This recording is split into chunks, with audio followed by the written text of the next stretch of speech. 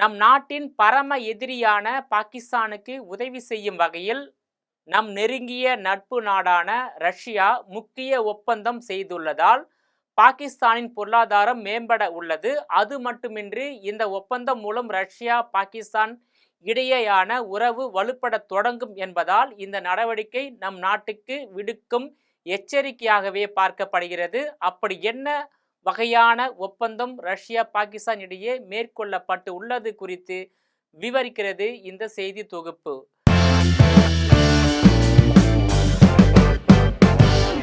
பாகிஸ்தான் இந்தியாவுடன் தொடர்ந்து மோதல் போக்கை கடைபிடித்து வருகிறது. சமீபத்தில் கூட பகல்காம் தாக்குதலை தொடர்ந்து நம் இரு நாடுகளுக்கும் இடையே போர் தீவிரமானது.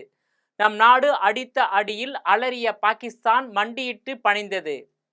நம் நாட்டின் அதிரடி தாக்குதலில் பாகிஸ்தானில் உள்ள 9 பயங்கரவாத முகாம்கள், இராணுவ முகாம், விமானங்கள் அழிக்கப்பட்டன.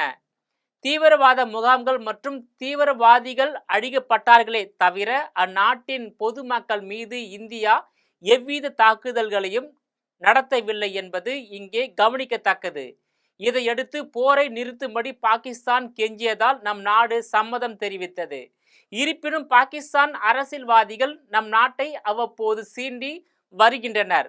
பாகிஸ்தான் இந்தியா மோதலின் போது ரஷ்யா எப்போதுமே நம்முடன் தான் இருந்து வந்துள்ளது. காஷ்மீர் விவகாரமாக இருந்தாலும் சரி, எதுவாக இருந்தாலும் சரி, ரஷ்யா எப்போதுமே நமக்கு ஆதரவான நிலைப்பாட்டிலேயே இருந்து வந்துள்ளது கவனிக்கத்தக்கது. மாறாக அமெரிக்கா, சீனா உள்ளிட்ட நாடுகள் பாகிஸ்தான் பக்கம் நிற்பதை வாடிக்கையாக வைத்துள்ளன.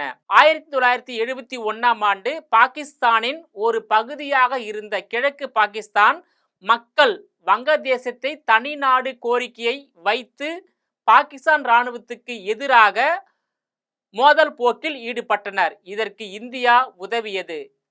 இந்திய படை வீரர்கள் பாகிஸ்தான் படை வீரர்களை விரட்டி அடித்து தோற்கடித்து வங்கதேசம் எனும் நாட்டை உருவாக்கி கொடுத்தனர்.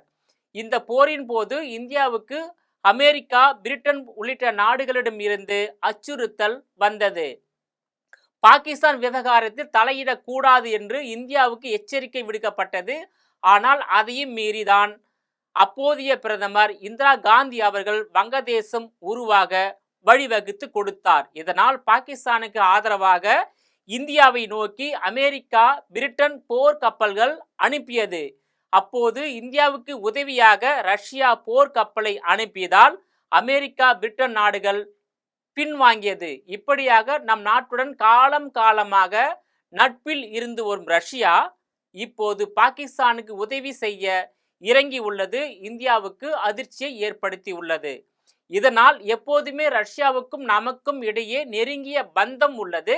மேலும் ரஷ்யாவிடம் இருந்து தான் நாம் அதிகமான பாதுகாப்பு தளவாடங்களை வாங்கி வருகிறோம். மேலும் சமீபத்திய ஆபரேஷன் சிந்தூர் நடவடிக்கையின் போது ரஷ்யாவின் S-400 வான்வெளி பாதுகாப்பு சிஸ்டம் தான் பாகிஸ்தானின் தாக்குதலில் இருந்து நம்மை பத்திரமாக பாதுகாத்தது.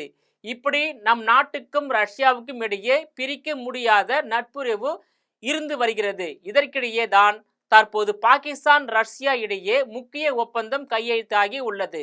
தற்போது பாகிஸ்தான் பிரதமராக ஷெபாஸ் ஷெரீப் உள்ளார். அந்த நாடு நிதி நெருக்கடியில் சிக்கி தவித்து வருகிறது. மக்கள் வேலை வாய்ப்பு இன்றி தவித்து வருகின்றனர். இதனால் பிற நாடுகளின் உதவியை கோரி வருகிறது. சர்வதேச அமைப்புகளிடம் இருந்து கடன் கோரி வருகிறது. இந்நிலையில்தான் தற்போது நம் நாட்டின் நட்பு நாடான ரஷ்யா பாகிஸ்தானுக்கு உதவி செய்ய முன்வந்து இருப்பது இந்தியாவுக்கு பெரும் பின்னடைவை ஏற்படுத்தி உள்ளதாக கூறப்படுகிறது.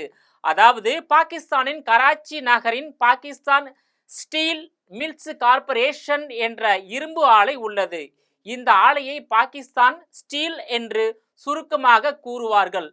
இந்த ஆலையை 1971ஆம் ஆண்டு அமைக்க பாகிஸ்தானுக்கு ரஷ்யா உதவி செய்ததாக கூறப்படுகிறது. தொடக்கத்தில் ஆலை சிறப்பாக செயல்பட்டாலும் நாளடைவில் ஆலை சரியாக நிர்வகிக்கப்படவில்லை. 2008ஆம் ஆண்டில் இந்த ஆலை பிரச்சனையில் சிக்க தொடங்கியது. புதிய நியமனங்கள், உலகளாவிய மந்த நிலை உள்ளிட்டவற்றால் ஆலை பாதிப்பை எதிர்கொள்ள தொடங்கியது. இதனால் தற்போது இந்த ஆலை என்பது முற்றிலுமாக மூடப்பட்டு விட்டது. அதோடு அந்த ஆலை மீது ரூபாய் 345 மில்லியனுக்கு கடன் உள்ளது. இப்படியான சூழலில் தான் அந்த ஆலையை மீண்டும் பயன்பாட்டுக்கு கொண்டு வர ரஷ்யா உதவி செய்ய முன்வந்துள்ளது. ரஷ்ய அதிபர் விளாடிமிர் புதின் உத்தரவின் பேரில் தொழில்நுட்ப குழுவினர் பாகிஸ்தான் சென்று அந்த ஆலையை சமீபத்தில் பார்வையிட்டனர். மேலும் அந்த ஆலையை மீண்டும் இயக்கி தயாரிப்புகளை மேற்கொள்வதற்கான இறுதி முடிவு வரும் ஜூலை மாதம் 30ஆம் தேதிக்குள் எடுக்கப்பட்டு ஒப்பந்தம் கையெழுத்தாகும் என்று கூறப்படுகிறது. இந்நிலையில்தான் தற்போது பாகிஸ்தான் ஸ்டீல் மில்ஸை மீண்டும் திறப்பது தொடர்பாக ரஷ்யா பாகிஸ்தான் இடையே ஒப்பந்தம் கையெழுத்தாகி உள்ளது.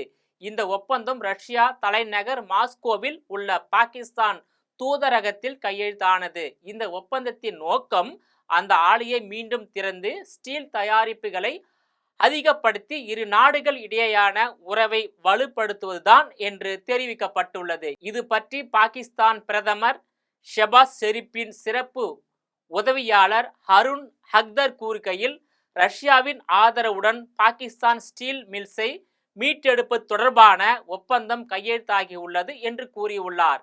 இந்த ஆலை மீண்டும் செயல்பாட்டுக்கு வரும் பட்சத்தில் அது பாகிஸ்தானின் பொருளாதாரத்துக்கு வலு சேர்க்கும் எனவும், இதனால் அந்த நாடு கடனில் இருந்து மெல்ல மெல்ல மீளலாம் என்றும், இது இந்தியாவுக்கு பெரும் பிரச்சனையாகவும் சிக்கலாகவும் மாறும் என்றும் கூறப்படுகிறது. இதனால் நம் நாட்டின் நெருங்கிய நட்பில் இருக்கும் ரஷ்ய அதிபர் விளாடிமிர் புதின் பாகிஸ்தான் மூலமாக நம் நாட்டின் முதுகில் குத்துகிறாரா என்ற கேள்வி இந்தியர்கள் மத்தியில் எழுந்துள்ளது குறிப்பிடத்தக்கது.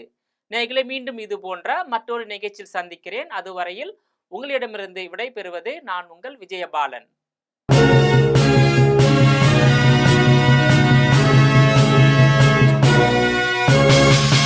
உடனுக்குடன் அப்டேட் தெரிந்து கொள்ள ஜெம் டிவி தமிழ் ஆப்பை இன்ஸ்டால் செய்யவும்.